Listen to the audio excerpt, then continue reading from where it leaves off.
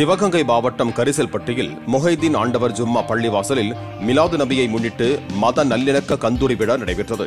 ஜமாத் committee சார்பில் நடைபெற்ற இந்த விழாவையொட்டி ஆட்டுக்கறி குழம்பு, முட்டை, நெய்சோறு என்று தடபுடலாக அசைவு விருந்து தயாரிக்கப்பட்டு 4000 பேருக்கு வழங்கப்பட்டது.